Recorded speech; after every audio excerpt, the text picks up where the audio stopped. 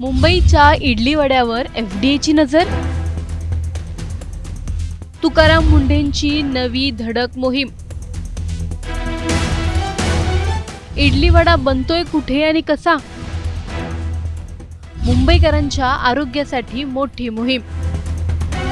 सकाळची वेळ, ऑफिसची घाई, शाळा कॉलेजची धावपळ आणि या सगळ्यात लाखो मुंबईकरांचा सर्वात विश्वासू साथीदार म्हणजे गरमागरम इडली आणि वडा. रेल्वे स्टेशन बाहेर, ऑफिस परिसरात, चौकात आणि गल्लोगल्ली विकला जाणारा हा नाश्ता अनेकांच्या दिवसाची सुरुवात ठरतो. पण हा नाश्ता नेमका कुठे तयार होतो? कोणत्या पाण्याचा वापर केला जातो? अन्न बनवताना स्वच्छतेचे नियम पाळले जातात का? आणि सर्वात महत्त्वाचं म्हणजे आपण खातोय ते अन्न सुरक्षित आहे का? जाणून घेणार आहोत याच प्रश्नांची उत्तरे या व्हिडिओमधून. व्हिडिओ शेवटपर्यंत नक्की पहा आणि टाइम्स नाऊ मराठीच्या यूट्यूब, इंस्टाग्राम आणि फेसबुक पेजला फॉलो करायला विसरू नका.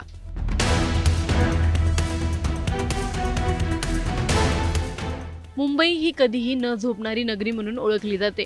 या शहरात लाखो लोक रोज घराबाहेर पडतात आणि त्यांच्यापैकी मोठा वर्ग सकाळच्या नाश्त्यासाठी इडली वड्यावर अवलंबून असतो. स्वस्त, झटपट आणि पोटभर नाश्ता म्हणून इडली वड्याला मोठी मागणी आहे. मात्र हा नाश्ता ग्राहकांपर्यंत पोहोचण्याआधी कोणत्या परिस्थितीत तयार होतो? हा प्रश्न आता प्रशासनाने गंभीरपणे घेतला आहे. अन्न व औषध प्रशासनाच्या प्राथमिक माहितीनुसार मुंबईतील अनेक विक्रेत्यांकडे इडली वड्याचा पुरवठा धारावी सारख्या दाट लोकवस्तीच्या भागातून केला जातो. अनेक ठिकाणी हे पदार्थ कोणत्याही अधिकृत अन्न उत्पादन केंद्रात नव्हे तर घरांमध्ये, लहान खोल्यांमध्ये किंवा तात्पुरत्या स्वयंपाकगृहांमध्ये तयार केले जात असल्याची माहिती समोर येत आहे. अशा ठिकाणी दररोज शेकडो किलो पीठ तयार होतं, इडल्या वाफवल्या जातात आणि वडे तळले जातात. पण या प्रक्रियेत स्वच्छतेचे नियम कितपत पाळले जातात याची खात्री करण्यासाठी आता एफडीए मैदानात उतरला आहे. तुकाराम मुंढे यांनी अन्न सुरक्षेला प्राधान्य देत अधिकाऱ्यांना प्रत्यक्ष तपासणीचे आदेश दिले आहेत. अन्न तयार करणाऱ्या जागेची स्वच्छता, वापरले जाणारे पाणी, कच्चा माल, साठवणूक पद्धती, कामगारांची आरोग्य स्थिती आणि परवाना व्यवसायाची सखोल पडताळणी केली जाणार आहे. विशेष म्हणजे केवळ मोठी हॉटेल्स किंवा रेस्टॉरंट्स नव्हे तर पुरवठा करणाऱ्या मूळ उत्पादन केंद्रांपर्यंत प्रशासन आता पोहोचणार आहे.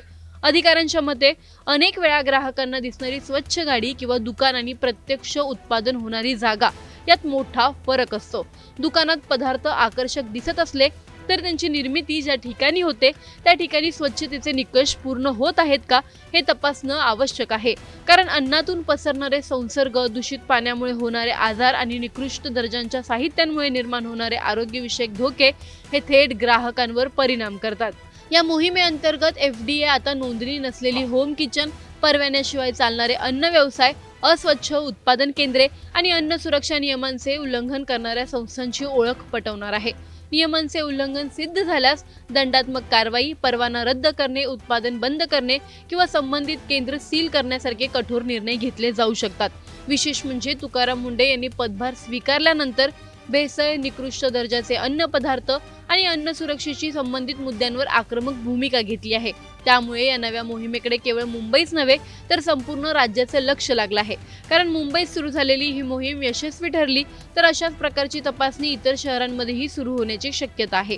मुंबईकरांसाठी ही मोहीम दिलासादायक मानली जात असली तरी हजारो लघु उद्योजक आणि खाद्यपदार्थ विक्रेत्यांमध्ये चिंतेचे वातावरण निर्माण झाले आहे. कारण आता अन्न विक्रीसाठी केवळ चव आणि ग्राहकांची गर्दी पुरेशी नसून अन्न सुरक्षा नियमांचे पालनही तितकेच महत्त्वाचे ठरणार आहे. इडली आणि वडा हा केवळ नाश्ता नाही तर मुंबईच्या दैनंदिन जीवनाचा भाग बनला आहे. मात्र ग्राहकांच्या ताटात पोहोचणाऱ्या प्रत्येक पदार्थामागे स्वच्छता, सुरक्षितता आणि गुणवत्तेची खात्री असणं तितकंच आवश्यक आहे.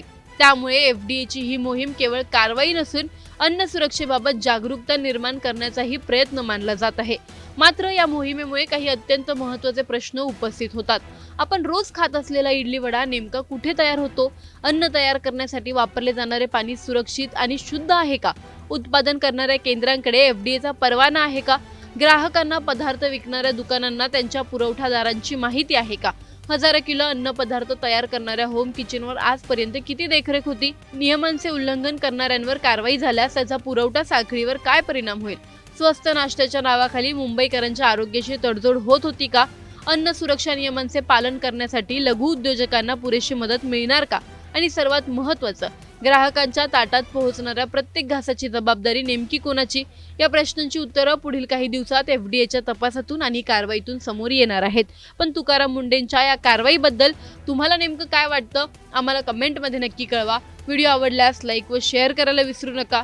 तसंच अशा नवनवीन अपडेटसाठी आणि माहितीपूर्ण व्हिडिओजसाठी टाइम्स नाऊ मराठीला नक्की फॉलो करा.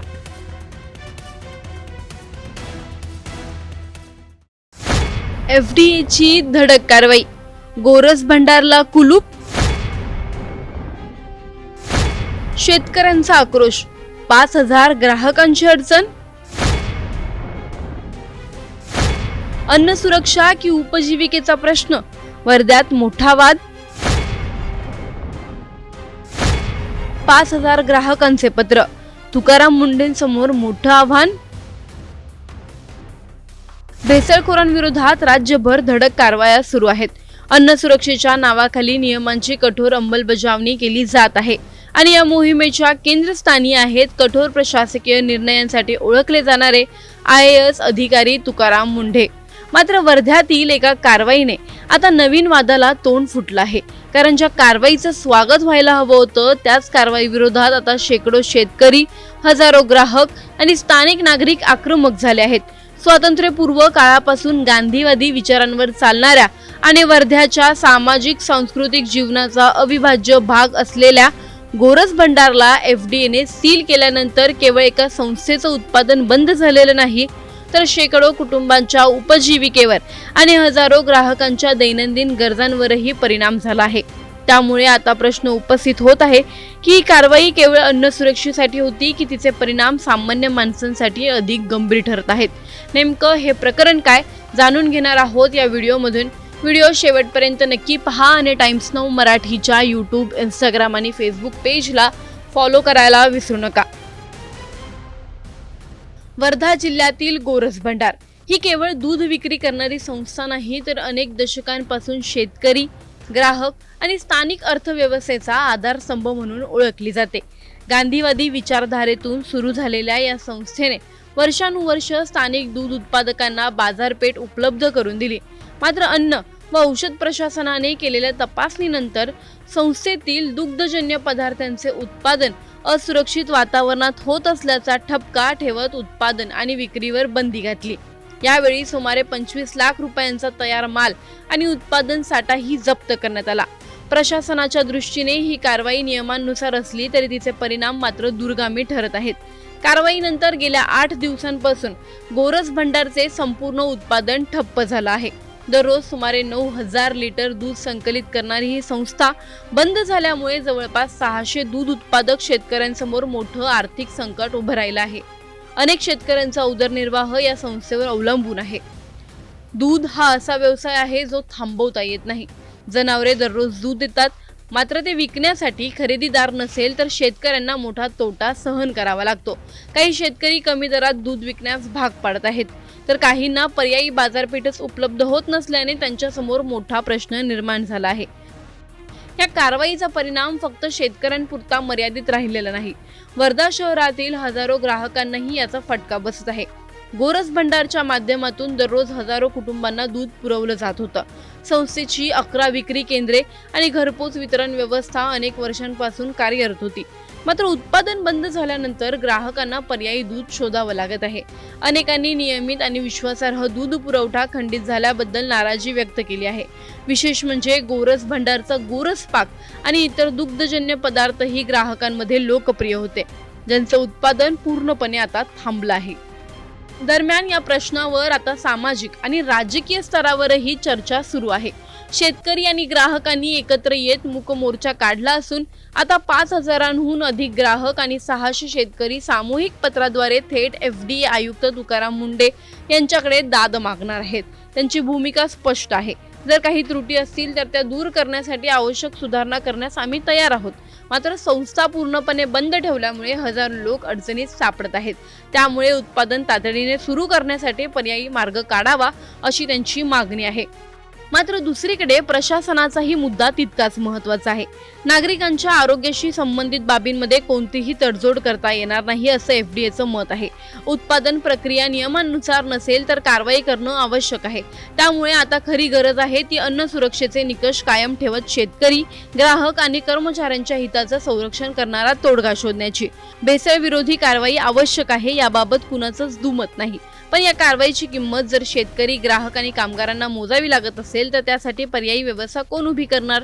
जर गोरज भंडारमध्ये त्रुटी होत्या तर त्या दुरुस्त करण्यासाठी वेळ देऊन उत्पादन सुरू ठेवण्याचा पर्याय नव्हता का?